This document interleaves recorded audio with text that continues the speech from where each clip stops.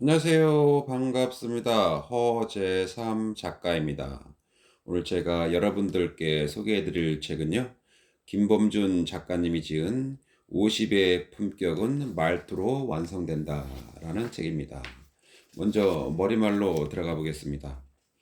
언젠가 가까운 사람 한 분이 저의 말투를 두고 이렇게 말하더군요. 살다 보면 아는 척을 아예 안 할 수는 없겠지만 그게 말투로 굳어버리면 듣는 사람을 불편하게 만들 수도 있다는 것 정도는 알았으면 좋겠어. 부끄러움에 대해 아무 대답도 못했습니다. 아무거나 챌린지는 권장 사항이지만 아무거나 말투는 기피 대상이라는 걸 저는 그동안 몰랐던 것입니다. 50이 될 때까지. 지천명. 하늘의 명을 알았다는 뜻으로 나이 50세를 비유적으로 이릅니다. 논어에 나오는 말인데 공자가 나이 시인의 천명, 즉 하늘의 명령을 알았다고 한 데서 연유해 50세를 가리키는 말로 굳어졌다고 합니다. 이쯤에서 나를 되돌아 봅니다. 지금 50의 나에겐 하늘의 명령을 깨닫는 것보다 나 자신의 말투를 알아차는 게 더 급하다는 생각이 듭니다. 지아언이라고나 할까요? 고백합니다. 언젠가부터 대략 50이 되었을 즈음이 아닐까 합니다. 제 의견에 맞서는 사람이 하나도 없는 것을 알게 되었습니다. 마음이 편해졌을까요? 아닙니다. 제 주위에 사람이 하나도 없다는 것을 깨닫게 되었으니까요. 정신을 차려보니 오직 저의 위치와 돈을 탐하는 무리들만이 저의 의견에 박수를 치며 환영했을 뿐 진실을 말해주는 사람은 어디론가 사라졌음을 알게 되었을 때 저는 참담한 마음이 들었습니다. 물론 제 탓입니다. 그건 오답이라며 상대방의 말을 뭉개던 저의 말투가 제 주위에 아청꾼만 남겨둔 이유가 되었습니다. 역사에 반복은 없다고 합니다. 하지만 반복되는 어리석음은 있는 법입니다. 말투도 마찬가지입니다. 그동안 해온 어리석은 말투의 반복을 50이라면 이제 더 이상 우리 곁에 두지 말아야 할 차례가 되었습니다. 다윈 진화론의 핵심은 자연 선택을 통한 적자 생존이라고 합니다. 저는 지금까지 이것을 강한 자가 살아남는다라고 해석해 왔습니다. 하지만 50이 되어 저는 강함보다 부드러움이 진정으로 강함을 깨달았습니다. 특히 말투에 관한 한 말입니다. 그래서 결론 내렸습니다. 부드러운 말투를 사용하는 50이 살아남는다. 당신이 무엇을 먹는지 말해보시오. 그렇다면 나는 당신이 어떤 사람인지 말해줄 수 있을 것이오. 어디선가 들었던 그럴듯한 명언입니다. 저는 이를 이렇게 바꿔봅니다. 당신이 먼저 말해보시오. 그렇다면 나는 당신이 어떤 사람인지 알 수 있을 것이오. 50의 말투는 우리가 50에 이르도록 살아온 과거를 보여주고 현재의 50을 알려주며 60, 70, 그리고 80에는 어떤 사람이 될지 예측해 합니다. 사람을 대하는 기본 마인드조차 결여되어 있으면서 누군가와 관계를 맺으려는 거칠고 냉정한 말을 무모하게 시도하는 내가 아니었던가. 내용도 빈약하면서 온갖 막말로 듣는 사람마저 부끄럽게 만드는 현실을 외면하고 있지는 않았는가 반성해 봅니다. 스스로를 향해 질문해 봅니다. 갑과 을로 만난 게 아니었다면 과연 내가 상대방에게 이렇게 말할 수 있었을까? 상사와 부하로 만난 게 아니었다면 과연 내가 상대방에게 이렇게 말할 수 있었을까? 부모와 자식으로 만난 게 아니었다면 과연 내가 상대방에게 이렇게 말할 수 있었을까? 왜 을이 갑인 나의 이야기를 들어줘야 하는 걸까? 왜 부하가 상사인 나의 이야기를 들어줘야 하는 걸까? 왜 자식이 부모인 나의 이야기를 들어줘야 하는 걸까? 을, 부하, 그리고 자식은 과연 나의 이야기를 듣고 고개를 끄덕일까? 아니면 비웃을까? 아니면 밤마다 나와의 대화를 떠올리며 이불킥을 하고 있는 건 아닐까?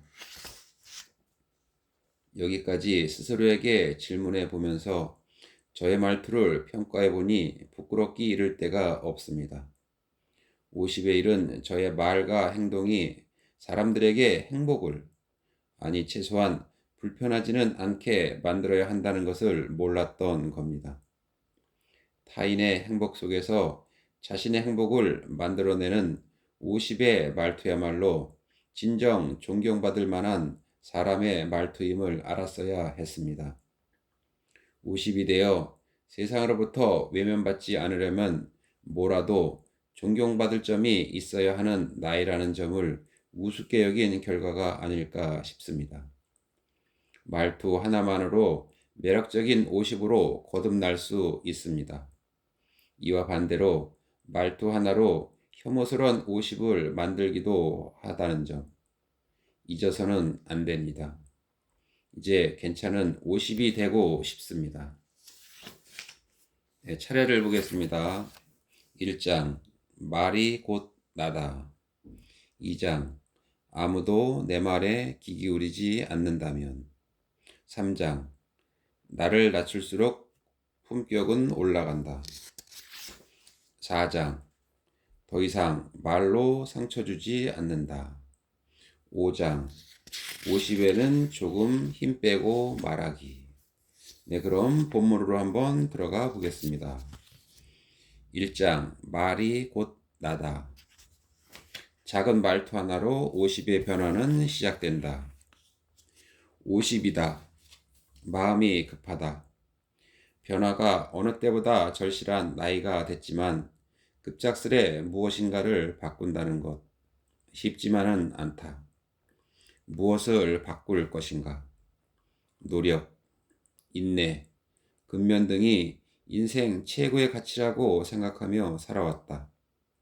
그 가치들도 소중하지만 50이 되니 좀 더 나아가 자유, 봉사, 희생 등을 마음에 새기며 살아가고 싶어진다.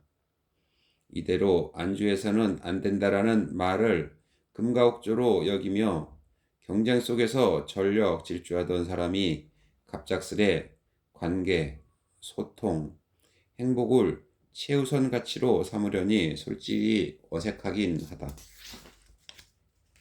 50 즈음부터였던 것 같다. 과거를 돌아보는 일이 점점 많아졌다. 그땐 그랬지를 자주 입에 올렸다. 나도 모르게 나 때는 마리아를 외쳤다. 심각한 자기 비하에 빠져드는 게 아니라면, 더욱이 누군가에게 무언가를 강요하는 게 아니라면 과거를 돌아보는 것도 나름대로 한 차례의 터닝 포인트로 의미가 있을 것이다. 하지만 고백한다. 나의 그것들은 반성이 아닌 고집이었다고. 법이나 규칙을 어기진 않았지만 적당한 타협과 느슨한 게으름이 곳곳에서 보였다고. 나는 특히 나 자신에 대해 부정적이었다. 나의 페르소나, 그러니까 사회적 가면이 되어왔던 직책, 재산, 성과 등 외면적 가치에 불과했던 것들에 대한 아쉬움이 많았다. 학생에서 직장인으로, 직장인에서 작가로, 그리고 언젠가는 사업가로 도망칠 나를 보호하려는 변명으로 가득했다. 물론 도망치려는 것은 이렇게 살고 싶지 않다라는 의지의 발현이자 나름의 노력이었다. 하지만 그런 것들이 가끔은 나의 충만한 삶에 오히려 방해가 됐음을 순순히 인정한다. 이젠 바꿔내고 싶다. 잘못됐던 나의 모습을. 50의 나에게 새롭게 주어진 과제라고 생각하고 좋은 방향으로 바꾸고 싶다. 외면적 가치 역시 나를 보호하는 것이라는 데에는 이의를 달지 않겠다. 다만 50이 되어서까지 지위, 재산, 명예 등에 매달린다면 매력 있는 사람과는 거리가 멀다는 걸 이제 깨달았다. 젊지만 통찰력 있는 한 환경운동가의 말이 기억난다. 완벽하게 하려고 할 필요는 없어요. 작은 것부터 할 수 있는 만큼만 하면 됩니다.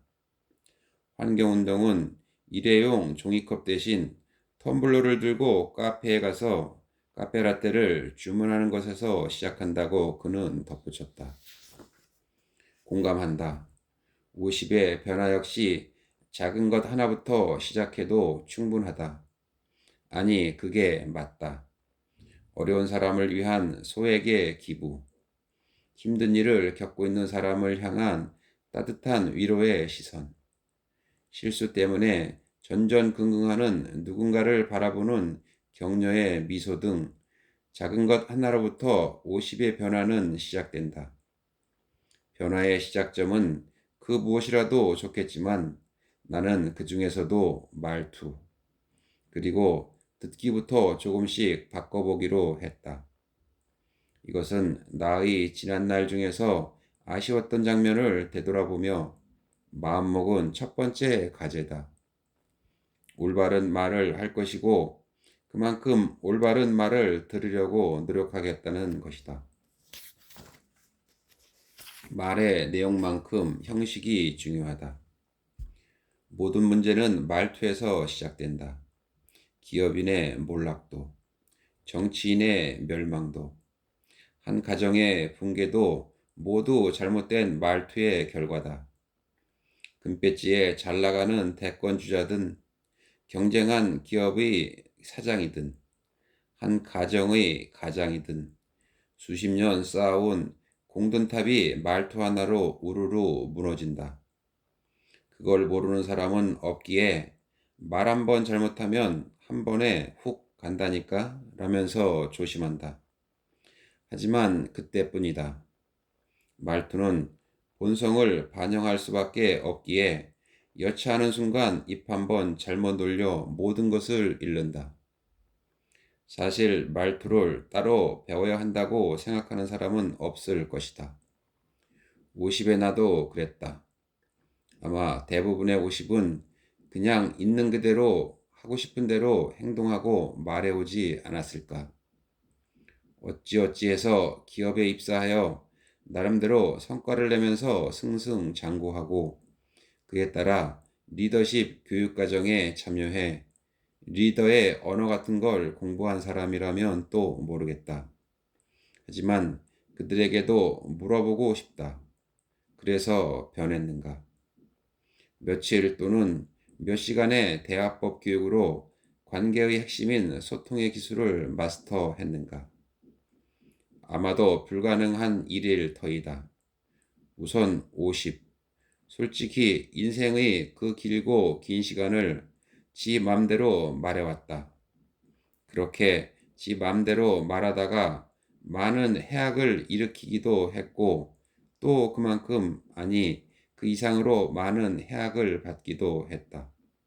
그렇다고 말투를 배울 환경이 나아진 것도 아니다.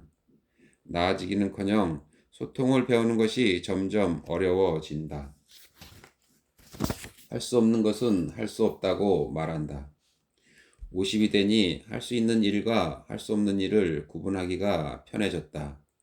키가 180이 넘어버린 첫째와 농구 시합을 해서 이길 수 없음을 알게 됐고 신발 사이즈가 290에 달하는 둘째와 달리 달리기 시합을 해서 이길 수 없음도 깨닫게 됐다. 불과 1, 2년 전만 해도 농구든 달리기든 근근히나마 어쨌든 이겼는데 아내는 운동을 안 하니까 그런 거지라고 말하지만 나는 이제 안다. 안 되는 건 안 되는 거다. 50이 되면서 할 수 없다고 말하는데 익숙해졌다. 여전한 자존심. 그러니까 뭐든지 할 수 있어. 하면 된다고 라는 마음이 없는 건 아니다. 하지만 그보다는 이제 나는 할 수 없다라고 당당하게 외치는 내 모습이 마음에 든다. 나 자신뿐만 아니라 타인의 할 수 없음에도 익숙해지고 있다. 예전에 나의 말투는 이랬다. 왜 못해? 하지만 이제는 못할 수도 있겠다라고 말할 줄을 안다. 그게 50의 여유 아닐까 싶다. 50이 되어서까지 미래를 볼모로 현재를 혹사하는 것은 폭력이다. 무조건 이겨야 한다고 돌아갈 힘조차 남겨주지 않는 건 무모함이다. 할 수 없다고 말할 줄 아는 것이야말로 용기다. 누군가에겐 비겁함이거나 소심함으로 보일 수도 있겠지만 나의 생각은 다르다. 50이 되어서야 못한다를 말할 줄 알게 됐다면 자신의 바닥을 보여줬다고 부끄러워할 게 아니라 오히려 자랑스러워해야 마땅하다. 세상을 살아가는 지혜에 한 걸음 다가섰다는 증거이니 말이다. 할 수 있으면 할 수 있다고 말하는 것, 할 수 없으면 할 수 없다고 말하는 것 사이에서 우리의 50은 균형을 잡아간다. 사회적 체면과 이별한다. 50은 갱년기다.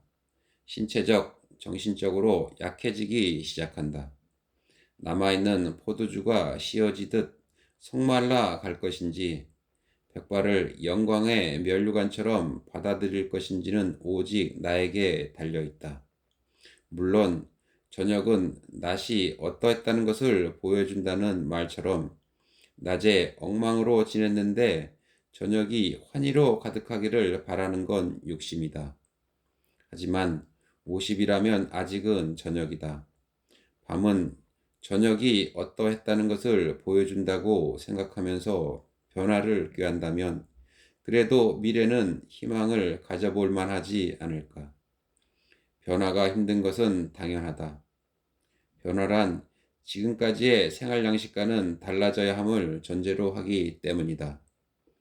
사회활동은 물론 가족관계에 이르기까지 모두 새로운 일들에 맞서야 함을 말한다. 첫 번째 화살은 맞을 수 있다. 하지만 두 번째 화살을 맞아서는 안 된다라는 말이 있다. 숲에 사는 노루가 사냥꾼에게 화살을 맞았다. 도망칠 수 있다면 그 자리를 떠나야 한다. 그런데 노루는 어디서 화살이 온 거지 라며 주위를 둘러본다. 그러다 두 번째 화살을 맞는다. 살면서 화살을 맞아왔다. 괜찮다. 누구나 한 번 사는 인생이기에 첫 번째 화살은 맞을 수 있다. 하지만 두 번째 화살이 내 몸을 관통하도록 놔둬선 안 된다. 이제까지와는 다르게 살아가야 하는 이유다. 변화해야 한다. 지금까지 고수해온 습관을 돌이키면서 앞으로 다가올 세상을 담담하게 그리고 당당하게 맞이할 수 있도록 자신을 바꾸는 건 인생 기획안을 만들어내고 그것을 실행으로 옮기는 뜻깊은 과정이기도 하다. 비온 뒤에 땅이 더 굳듯 한 번 맞은 화살은 결과적으로 득이 될 수 있다. 하지만 두 번째 화살만은 피해야 한다. 두 번째 화살을 맞지 않고자 변화하려는 노력은 사람마다 다른 방식으로 펼쳐진다. 각자 다른 키워드를 갖고 있을 것이나 나는 그 변화를 위한 주제를 세 가지로 구분해 보았다. 건강, 계획, 말투가 그것이다. 우선 건강이다. 신체적 노화 과정은 피할 수 없는 자연 현상이다. 네, 오늘 저는 여기까지 읽어드리고요. 다음 시간에 또 새로운 책을 가지고 여러분들 찾아뵙도록 하겠습니다. 네, 감사합니다.